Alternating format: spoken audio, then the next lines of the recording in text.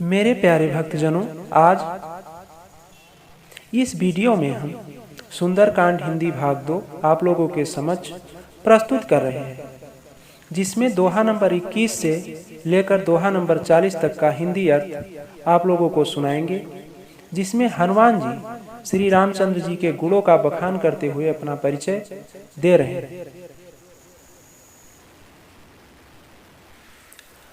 हनुमान जी कहते हैं, जिनके लेस मात्र बल से तुमने समस्त चराचर जगत को जीत लिया और जिनकी प्रिय पत्नी को तुम चोरी से हर लाए, मैं उन्हीं का दूत हूं।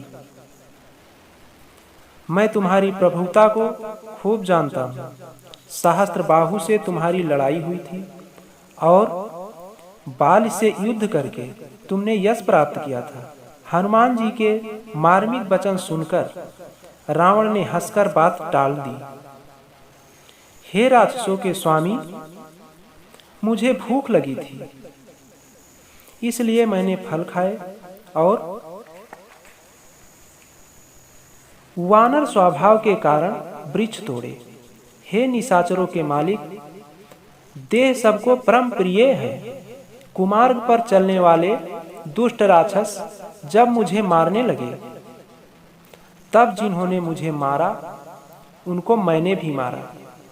उस पर तुम्हारे पुत्र ने मुझको बांध लिया, किंतु मुझे अपने बांधे जाने की कुछ भी लज्जा नहीं है। मैं तो अपने प्रभु का कार्य किया चाहता हूं। हे रावण, मैं हाथ जोड़कर तुमसे विनती करता हूं, तुम अभिमान छोड़कर मेरी सीख सुनो। तुम अपने पवित्र कुल का विचार करके देखो और भ्रम को छोड़कर भक्त भयहारी भगवान को भजो, जो देवता, राक्षस और समस्त चराचर को खा जाता है। वह काल भी जिनके डर से अत्यंत डरता है, उनसे कदाप बैर न करो और न मेरे कहने से जानकी जी को दे दो। हर के शत्रु श्री रघुनाथ जी शरणागतों के रक्षक और दया के समुद्र हैं। शरण जाने पर प्रभु तुम्हारा अपराध भुलाकर तुम्हें अपनी शरण में रख लेंगे। तुम श्री राम जी के चरण कमलों को हृदय में धारण करो और लंका का अचल राज्य करो। ऋषि पुलस्त जी का यश निर्मल चंद्रमा के समान है। उस चंद्रमा में तुम कलंक न बनो। राम नाम के बिना वाणी शोभा नहीं पाती। मद मोह को छोड़कर विचार कर देखो। हे देवताओं के शत्रु, सब गहनों से सजी हुई सुंदरी स्त्री भी कपड़ों के बिना नंगी शोभा नहीं पाती। राम विमुख पुरुष की संपत्ति और प्रभुता रही हुई भी चली जाती है और उसका पाना ना पाने के समान है। जिन नदियों के मूल में कोई जल स्रोत नहीं है, अर्थात जिन्हें केवल बरसात का ही आसरा है, वह वर्षा बीत जाने पर फिर तुरंत ही सूख जाती है। हे रावण, सुनो, मैं प्रतिज्ञा करके कहता हूं कि राम विमुख की रक्षा करने वाला कोई भी नहीं है। हजारों शंकर, विष्णु और ब्रह्मा भी श्री राम जी के साथ द्रोह करने वाले तुमको नहीं बचा सकते। मोह ही जिसका मूल है, ऐसे अज्ञान जनित बहुत पीड़ा देने वाले तम रूप अभिमान का त्याग कर दो और रघुकुल के स्वामी, कृपा के समुद्र भगवान श्री रामचंद्र जी का भजन करो। यद्यपि हनुमान जी ने भक्ति, ज्ञान, वैराग्य और नीति से सनी हुई बहुत ही हित की बाणी कही, तो भी वह महान अभिमानी रावण बहुत हंसकर व्यंग से बोला कि हमें यह बंदर बड़ा ज्ञानी गुरु मिला है। रावण ने कहा, रे दुष्ट, तेरी मृत्यु निकट आ गई है। अधम मुझे शिक्षा देने चला है। हनुमान जी ने कहा, इससे उल्टा ही होगा, अर्थात मृत्यु तेरी निकट आई है, मेरी नहीं। यह तेरा मति भ्रम, बुद्धि का फेर है, मैंने प्रत्यक्ष जान लिया है। हनुमान जी के वचन सुनकर वह बहुत ही कुपित हो गया और बोला, अरे इस मूर्ख का प्राण शीघ्र ही क्यों नहीं हर लेते। सुनते ही राक्षस उन्हें मारने दौड़े। उसी समय मंत्रियों के साथ विभीषण जी वहां आ पहुंचे। उन्होंने सिर नवाकर और बहुत विनय करके रावण से कहा कि दूत को मारना नहीं चाहिए, यह नीति के विरुद्ध है। हे गोसाई, कोई दूसरा दंड दिया जाए। सबने कहा, भाई यह सलाह उत्तम है। यह सुनते ही रावण हंसकर बोला, अच्छा तो बंदर को अंग भंग करके भेज दिया गया। और रावण ने कहा कि मैं सबको समझा कर कहता हूं कि बंदर की ममता पूंछ पर होती है, अतः तेल में कपड़ा डुबोकर उसे इसकी पूंछ में बांधकर फिर आग लगा दो। जब बिना पूंछ का यह बंदर वहां अपने स्वामी के पास जाएगा, तब यह मूर्ख अपने मालिक को साथ ले आएगा, जिनकी इसने बहुत बड़ाई की है। मैं जरा उनकी प्रभुता व सामर्थ्य तो देखूं। यह वचन सुनते ही हनुमान जी मन में मुस्कुराए और मन ही मन बोले कि मैं जान गया सरस्वती जी से ऐसी बुद्धि देने में सहायक हुई है। रावण के वचन सुनकर मूर्ख राक्षस वही पूंछ में आग लगाने की तैयारी करने लगे। पूंछ के लपेटने में इतना कपड़ा और घी तेल लगा कि नगर में कपड़ा, घी और तेल नहीं रह गया। हनुमान जी ने ऐसा खेल किया कि पूंछ बढ़ गई, लंबी हो गई। नगरवासी लोग तमाशा देखने आए। वह हनुमान जी को पैर से ठोकर मारते हैं और उनकी बहुत हंसी करते हैं। ढोल बजते हैं, सब लोग तालियां पीटते हैं। हनुमान जी को नगर में फिराकर फिर पूंछ में आग लगा दी जाती है। अग्नि को जलते हुए देखकर हनुमान जी तुरंत ही बहुत छोटे रूप में हो गए। बंधन से निकलकर वे सोने की अटारियों पर चढ़ चले। उनको देखकर राक्षसों की स्त्रियां भयभीत हो गई। उस समय भगवान की प्रेरणा से 49 पवन चलने लगे। हनुमान जी अट्टहास करके गरजे और बढ़कर आकाश से जा लगे। देह बड़ी विशाल परंतु बहुत ही हल्की फुर्तीली है।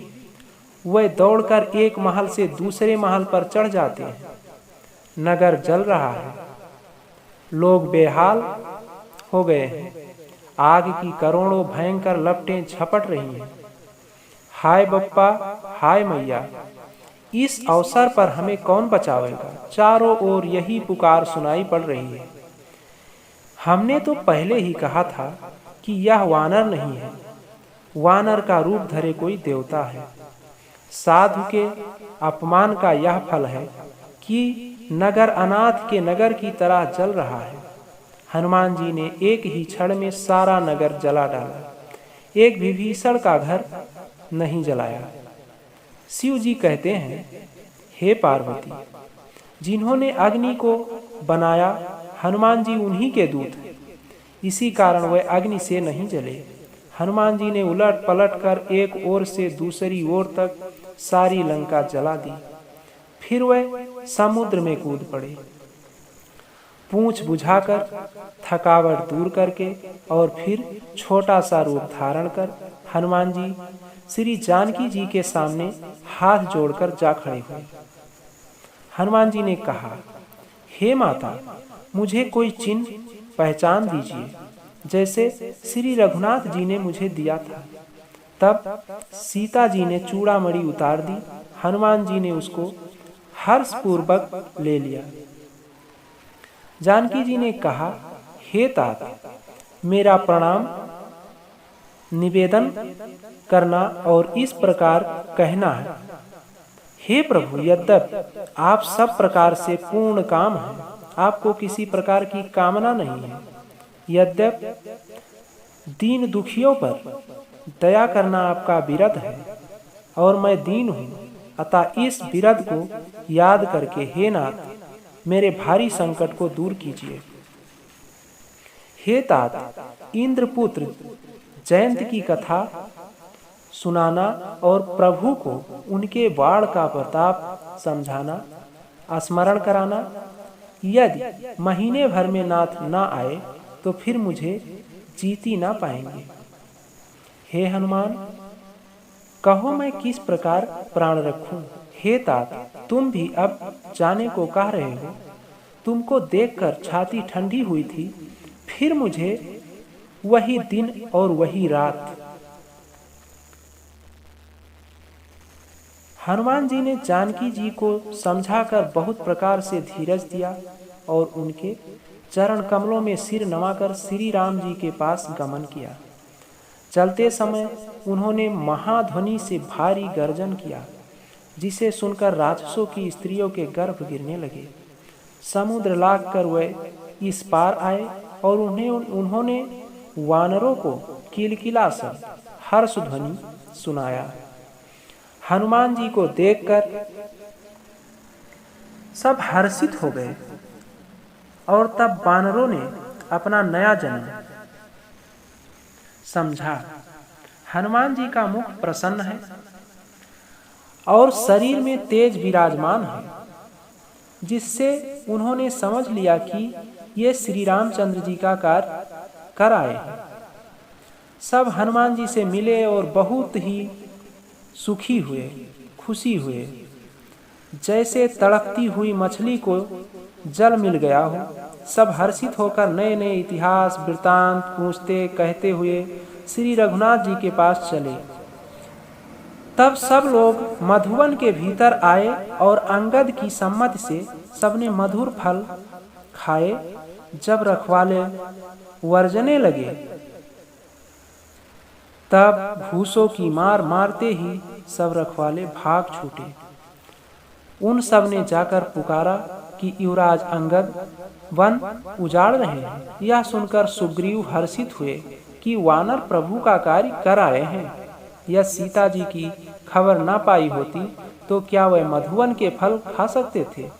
इस प्रकार राजा सुग्रीव मन में विचार कर ही रहे थे कि समाज सहित वानर आ गए। सबने आकर सुग्रीव के चरणों में सिर नवाया। कपिराज सुग्रीव सभी से बड़े प्रेम के साथ मिले। उन्होंने कुशल पूछी। तब वानरों ने उत्तर दिया, आपके चरणों के दर्शन से सब कुशल है। श्री राम जी की कृपा से विशेष कार्य हुआ, कार्य में विशेष सफलता हुई है। हे नाथ, हनुमान ने ही सब कार्य किया और सब वानरों के प्राण बचा लिए। यह सुनकर सुग्रीव जी हनुमान जी से फिर मिले और सब वानरों समेत श्री रघुनाथ जी के पास चले। श्री राम जी ने जब वानरों को कार्य किए हुए आते देखा, तब उनके मन में विशेष हर्ष हुआ। दोनों भाई स्फटिक शिला पर बैठे थे। सब वानर जाकर उनके चरणों पर गिर पड़े।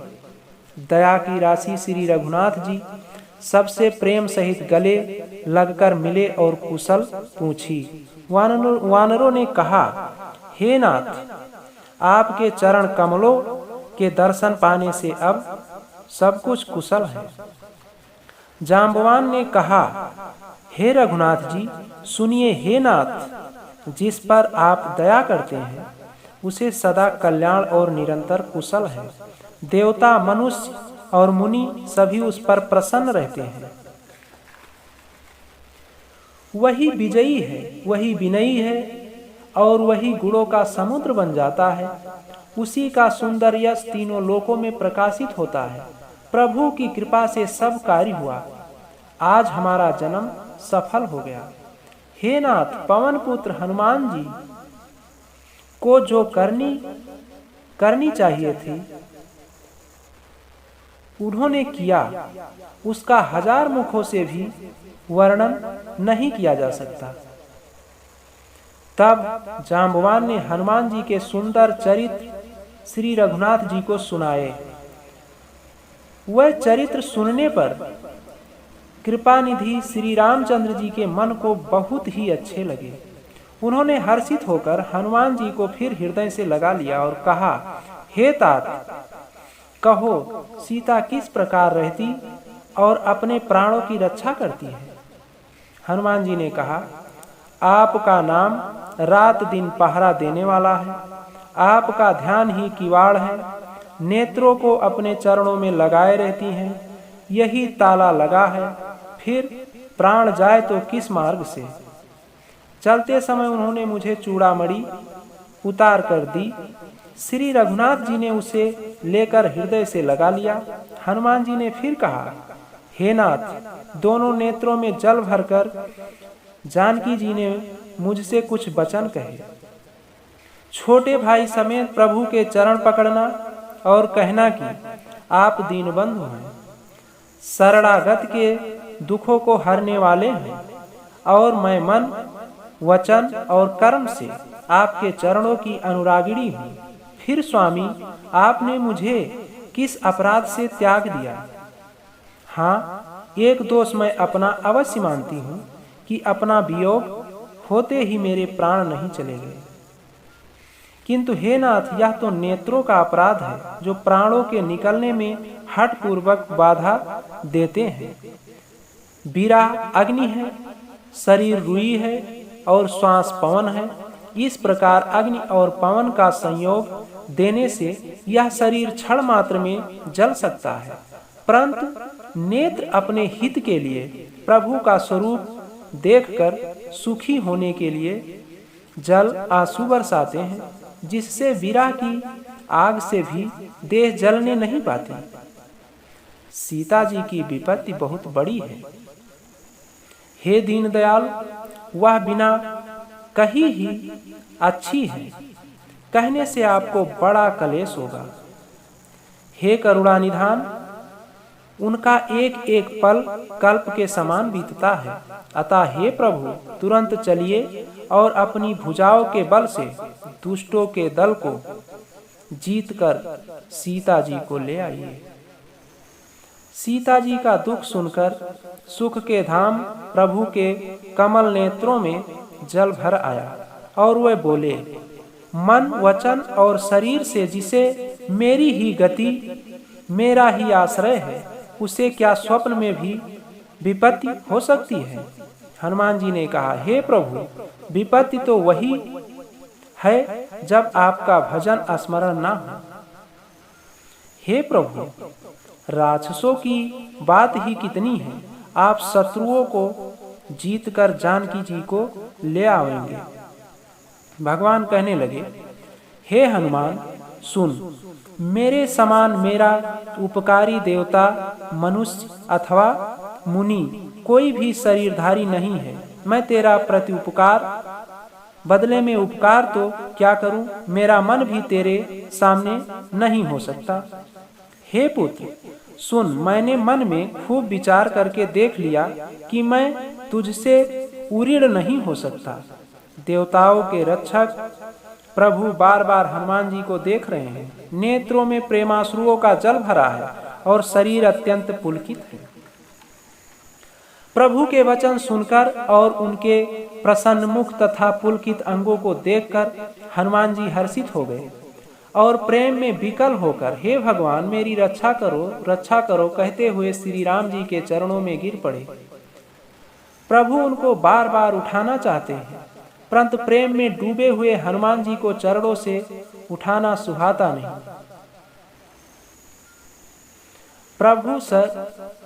प्रभु का कर कमल हनुमान जी के सिर पर है।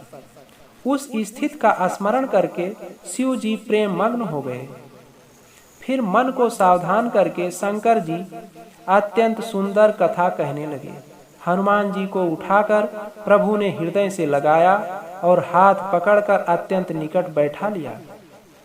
हे हनुमान, बताओ तो, रावण के द्वारा सुरक्षित लंका और उसके बड़े बांके किले को तुमने किस तरह जलाया?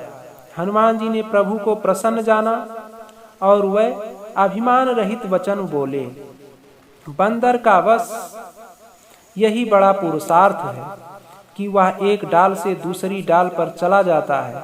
मैंने जो समुद्र लांघकर सोने का नगर जलाया और राक्षसगढ़ को मारकर अशोक वन को उजाड़ डाला, यह सब तो है श्री रघुनाथ जी आप ही का प्रताप है।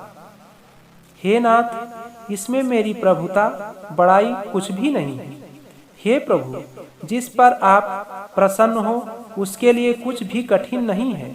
आपके प्रभाव से रुई, जो स्वयं बहुत जल्दी जल जाने वाली वस्तु है, बड़वानल को निश्चय ही जला सकती है, अर्थात असंभव भी संभव हो सकता है। हे नाथ, मुझे अत्यंत सुख देने वाली अपनी निश्चल भक्ति कृपा करके दीजिए। हनुमान जी की अत्यंत सरल वाणी सुनकर हे भवानी, तब प्रभु श्री रामचंद्र जी ने एवं मस्त ऐसा ही हो कहा। हे उमा, जिसने श्री राम जी का स्वभाव जान लिया, उसे भजन छोड़कर दूसरी बात ही नहीं सुहाती। यह स्वामी सेवक का संवाद जिसके हृदय में आ गया, वही श्री रघुनाथ जी के चरणों की भक्ति पा गया। प्रभु के वचन सुनकर वानरगण कहने लगे, कृपाल आनंद कंद श्री राम जी की जय हो, जय हो, जय हो। तब श्री रघुनाथ जी ने कपिराज सुग्रीव को बुलाया और कहा, चलने की तैयारी करो। अब विलंब किस कारण किया जाए, वानरों को तुरंत आज्ञा दो। भगवान की यह लीला रावण वध की तैयारी देखकर बहुत से फूल बरसाकर और हर्षित होकर देवता आकाश से अपने अपने लोक को चले। वानर राज सुग्रीव ने शीघ्र ही वानरों को बुलाया। सेनापतियों के समूह आ गए। वानर भालुओं के झुंड अनेक रंगों के हैं और उनमें अतुलनीय बल है। वह प्रभु के चरण कमलों में सिर नवाते हैं। महान बलवान रीछ और वानर गरज रहे हैं। श्री राम जी ने वानरों की सारी सेना देखी, तब कमल नेत्रों से कृपा पूर्वक उनकी ओर दृष्टि डाली। राम कृपा का बल पाकर श्रेष्ठ वानर मानो पंख वाले बड़े पर्वत हो गए। तब श्री राम जी ने हर्षित होकर प्रस्थान किया। अनेक सुंदर और शुभ शकुन हुए, जिनकी कीर्ति सब मंगलों से पूर्ण है। उनके प्रस्थान के समय शकुन होना यह नीति है, लीला की मर्यादा है। प्रभु का प्रस्थान जानकी जी ने भी जान लिया। उनके बाएं अंग फड़क फड़क कर मानो कहे देते थे कि श्री राम जी आ रहे हैं। जानकी जी को जो जो शकुन होते थे, वही वही रावण के लिए अपशकुन हुए। सेना चली, उसका वर्णन कौन कर सकता है। असंख्य वानर और भालू गर्जना कर रहे हैं। नख ही जिनके शस्त्र हैं, वह इच्छा अनुसार सर्वत्र बेरोक टोक चलने वाले रीछ वानर पर्वतों और वृक्षों को धारण किए कोई आकाश मार्ग से और कोई पृथ्वी पर चले जा रहे हैं। वह सिंह के समान गर्जना कर रहे हैं। उनके चलने और गर्जने से दिशाओं के हाथी विचलित होकर चिघाड़ रहे हैं। दिशाओं के हाथी चिघाड़ने लगे, पृथ्वी डोलने लगी, पर्वत चंचल हो गए, कांपने लगे और समुद्र खलबला उठे। गंधर्व, देवता, मुनि, नाग, किन्नर सब के सब मन में हर्षित हुए कि अब हमारे दुख टल गए। अनेकों करोड़ भयानक वानर योद्धा कटकटा रहे हैं और करोड़ों ही दौड़ रहे हैं। प्रबल प्रताप कौशलनाथ श्री रामचंद्र जी की जय हो, ऐसा पुकारते हुए वह उनके गुण समूहों को गा रहे हैं। उदार, परम श्रेष्ठ एवं महान सर्पराज शेष जी भी सेना का बोझ नहीं सह सकते।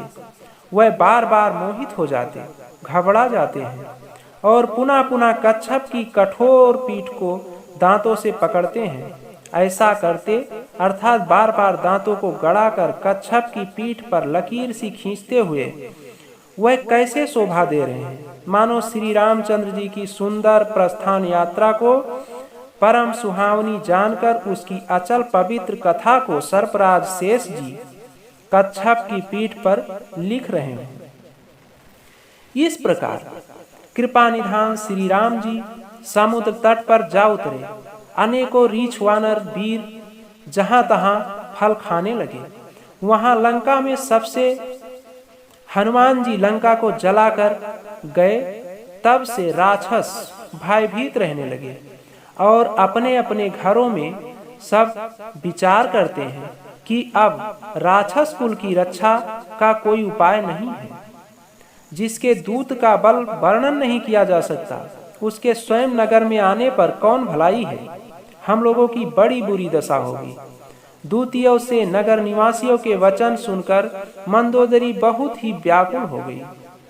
वह एकांत में हाथ जोड़कर पति रावण के चरणों लगी और नीतिरस में पगी हुई वाणी बोली, हे प्रियतम, श्री हरि से विरोध छोड़ दीजिए।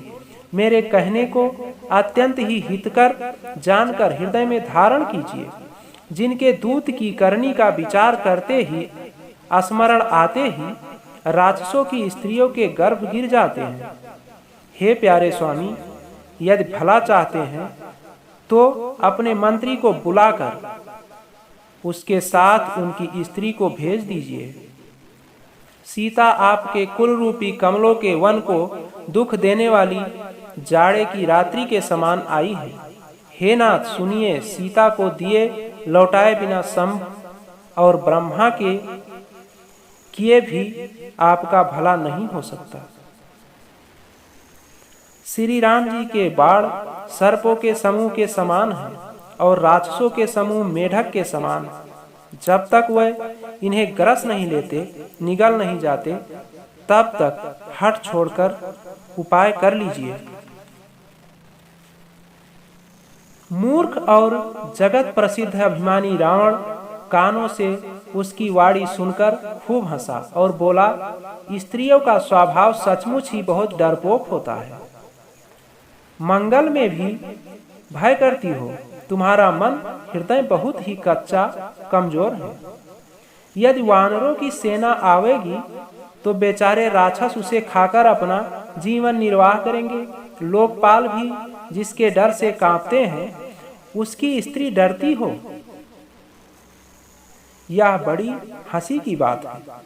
रावण ने ऐसा कहकर हंसकर उसे हृदय से लगा लिया और ममता बढ़ाकर अधिक ही स्नेह दर्शाकर वह सभा में चला गया। मंदोदरी हृदय में चिंता करने लगी कि पति पर विधाता प्रतिकूल हो गए। जो ही वह सभा में जाकर बैठा, उसने ऐसी खबर पाई कि शत्रु की सारी सेना समुद्र के उस पार आ गई है। उसने मंत्रियों से पूछा कि उचित सलाह कहिए, अब क्या करना चाहिए। तब वह सब हंसे और बोले कि चुप किए रहिए, इसमें सलाह की कौन सी बात है। आपने देवताओं और राक्षसों को जीत लिया, तब तो कुछ शर्म ही नहीं हुआ। फिर मनुष्य और वानर किस गिनती में है। मंत्री, वैद्य और गुरु, ये तीन यदि अप्रसन्नता के भय या लाभ की आशा से हित की बात ना कहकर प्रिय बोलते हैं, ठाकुर सुहाती कहने लगते हैं, तो क्रमशः राज, शरीर और धर्म, इन तीन का शीघ्र ही नाश हो जाता है। रावण के लिए भी वही सहायता संयोग आ बनी है। मंत्री उसे सुना सुना कर मुंह पर स्तुति करते हैं। इसी समय अवसर जानकर विभीषण जी आए। उन्होंने बड़े भाई के चरणों में सिर नवाया। फिर वह सिर नवाकर अपने आसन पर बैठ गए और आज्ञा पाकर ये वचन बोले, हे कृपाल, जब आपने मुझसे बात पूछी ही है, राय मांगा ही है, तो हे तात, मैं अपनी बुद्धि के अनुसार आपके हित की बात कहता हूँ। जो मनुष्य अपना कल्याण, सुंदर, यश, सुबुद्धि, शुभ गति और नाना प्रकार के सुख चाहता हो, वह हे स्वामी पर स्त्री के ललाट को चौथ के चंद्रमा की तरह त्याग दे। अर्थात जैसे लोग चौथ के चंद्रमा को नहीं देखते, उसी प्रकार पर स्त्री का मुख ही न देखें। 14 भुवनों का एक ही स्वामी हो, वह भी जीवों से बैर करके ठहर नहीं सकता, नष्ट हो जाता है। जो मनुष्य गुणों का समुद्र और चतुर हो, उसे चाहे थोड़ा भी लोभ क्यों ना हो, तो भी कोई भला नहीं कहता। हे नाथ, काम, क्रोध, मद और लोभ ये सब नरक के रास्ते हैं। इन सब को छोड़कर श्री रामचंद्र जी को भजिए, जिन्हें संत सत्पुरुष भजते हैं। हे तात, राम मनुष्यों के ही राजा नहीं हैं, वह समस्त लोगों के स्वामी और काल के भी काल हैं। वह संपूर्ण ऐश्वर्य, यश, श्री, धर्म, वैराग्य एवं ज्ञान के भंडार भगवान हैं। वह निरामय, विकार रहित, अजन्मा, व्यापक, अजेय, अनादि और अनंत ब्रह्म हैं। उन कृपा के समुद्र भगवान ने पृथ्वी, ब्राह्मण, गौ और देवताओं का हित करने के लिए ही मनुष्य शरीर धारण किया है। हे भाई सुनिए, वह सेवकों को आनंद देने वाले, दुष्टों के समूह का नाश करने वाले और वेद तथा धर्म की रक्षा करने वाले हैं। बैर त्याग कर उन्हें मस्तक नवाइए। वह श्री रघुनाथ जी शरणागत का दुख नाश करने वाले हैं। हे नाथ, उन प्रभु सर्वेश्वर को जानकी जी दे दीजिए और बिना ही कारण स्नेह करने वाले श्री राम जी को भजिए। जिसे संपूर्ण जगत से द्रोह करने का पाप लगा है, शरण जाने पर प्रभु उसका भी त्याग नहीं करते। जिनका नाम तीनों तापों का नाश करने वाला है, वह ही प्रभु भगवान मनुष्य रूप में प्रकट हुए हैं। हे रावण, हृदय में यह समझ लीजिए। हे दशशीष, मैं बार बार आपके चरणों लगता हूँ और विनती करता हूँ कि मान, मोह और मद को त्याग कर आप कौशलपति श्री राम जी का भजन कीजिए। मुनि पुलस्त जी ने अपने शिष्य के हाथ यह बात कहला भेजी है। हे तात, सुंदर अवसर पाकर मैंने तुरंत ही वह बात प्रभु आपसे कह दी। माल्यवान नाम का एक बहुत ही बुद्धिमान मंत्री था। उसने उन विभीषण के वचन सुनकर बहुत सुख माना और कहा, हे तात, आपके छोटे भाई नीति विभूषण, नीति को भूषण रूप में धारण करने वाले अर्थात नीतिमान हैं। विभीषण जो कुछ कह रहे हैं उसे हृदय में धारण कर लीजिए। रावण ने कहा, ये दोनों मूर्ख शत्रु की महिमा बखान रहे हैं, यहाँ कोई है, इन्हें दूर करो ना। तब माल्यवान तो घर लौट गया और विभीषण जी हाथ जोड़कर फिर कहने लगे, हे नाथ, पुराण और वेद ऐसे कहते हैं कि सुबुद्धि अच्छी बुद्धि और कुबुद्धि खोटी बुद्धि सबके हृदय में रहती है। जहाँ सुबुद्धि है वहाँ नाना प्रकार की संपदाएं, सुख की स्थिति रहती है, और जहाँ कुबुद्धि है वहाँ परिणाम में विपत्ति, दुख रहती है। आपके हृदय में उल्टी बुद्धि आ बसी है, इसी से आप हित को अहित और शत्रु को मित्र मान रहे हैं, जो राक्षस कुल के लिए कालरात्रि के समान है। उन सीता पर आपकी बड़ी प्रीति है। हे तात, मैं चरण पकड़कर आपसे भीख मांगता हूँ, विनती करता हूँ कि आप मेरा दुलार रखिए। मुझ बालक के आग्रह को स्नेह पूर्वक स्वीकार कीजिए। श्री राम जी को सीता जी दे दीजिए, जिसमें आपका अहित न हो। विभीषण ने पंडितों, पुराणों और वेदों द्वारा सम्मत अनुमोदित बाणी से नीति बखान कर कही, पर उसे सुनते ही रावण क्रोधित होकर उठा और बोला कि रे दुष्ट, अब मृत्यु तेरे निकट आ गई है। अरे मूर्ख, तू जीता तो है, सदा मेरा जिलाया हुआ, अर्थात मेरे ही अन्न से पल रहा है। पर हे मूल, पक्ष तुझे शत्रु का ही अच्छा लगता है। अरे दुष्ट, बताना, जगत में ऐसा कौन है जिसे मैंने अपनी भुजाओं के बल से न जीता हो। मेरे नगर में रहकर प्रेम करता है तपस्वियों पर। मूर्ख, उन्हीं से जा मिल और उन्हीं को नीत बता। ऐसा कहकर रावण ने उन्हें लात मारी, परंतु छोटे भाई विभीषण ने मारने पर भी बार बार उसके चरण ही पड़े। शिव जी कहते हैं, हे उमा, संत की यही बड़ाई महिमा है कि वह बुराई करने पर भी बुराई करने वाले की भलाई ही करते हैं।